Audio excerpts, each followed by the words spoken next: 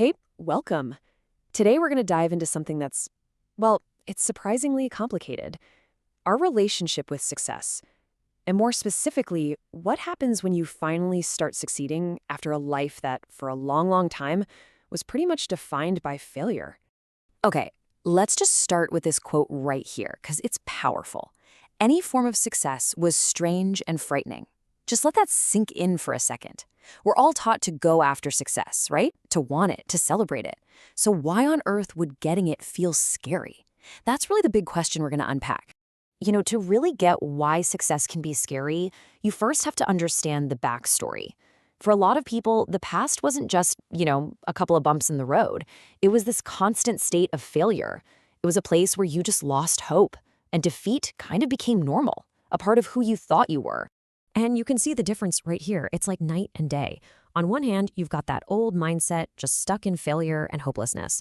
But then this new reality starts to creep in, one where success is actually possible, where you can feel proud, and where taking a healthy risk feels like an opportunity, not just another chance to fail. And that brings us to the big turning point.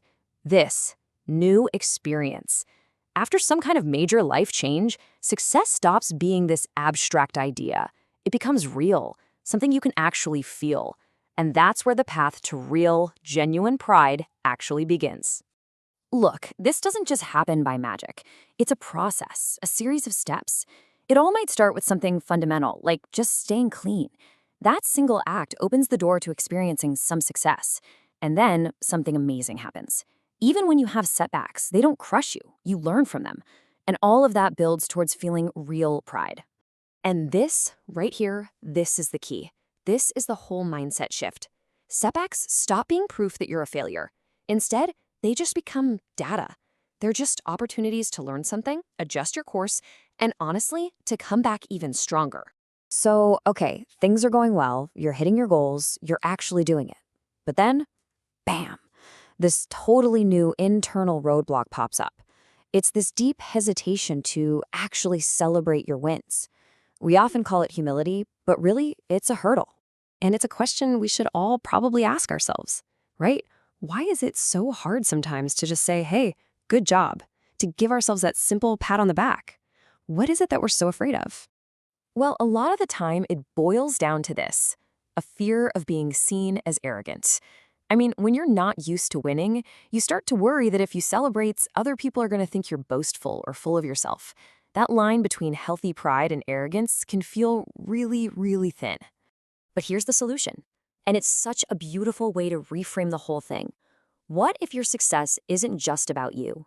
What if it's actually meant to be a gift that you share with others? The thinking here is that success isn't something you're supposed to hide away out of some kind of false humility. The idea is that a higher power actually wants you to do well, wants you to succeed, and to share that feeling of pride that comes with it. It's not just okay to do it, it's encouraged. And this is the amazing ripple effect. When you share your success, it's not just about you anymore. It becomes this beacon of hope for other people.